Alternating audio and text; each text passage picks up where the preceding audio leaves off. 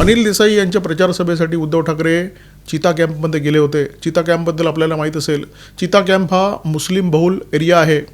जेव्हा जेव्हा ATSचे अधिकारी एखाद्या संशयास्पद दहशतवादी कारवाईच्या संदर्भात मुंबईतल्या काही भागांवर छापेमारी करतात, तेव्हा ते चिता कॅम्पमध्ये आवर्जून जातात आणि असं म्हटलं जातं की या भागामध्ये बांगलादेशींनी मोठ्या प्रमाणामध्ये बस्तान ठोकलेलं आहे. अशा भागामध्ये उद्धव ठाकरे यांची सभा होती आणि शिवसेनेच्या इतिहासातली ही पहिली सभा. चिता कॅम्पमध्ये उद्धव ठाकरे यांची सभा का होते हे उघड गुपित आहे. कारण गेल्या काही काळामध्ये उद्धव ठाकरे यांनी जी काही मतपेढी एकत्रित केलेली आहे, बांधलेली आहे, त्या मतपेढीची मुंबईमध्ये जी काही पॉकेट्स आहेत, त्या पॉकेट्समध्ये चिता कॅम्पचं जे स्थान आहे ते खूप वरचं स्थान आहे.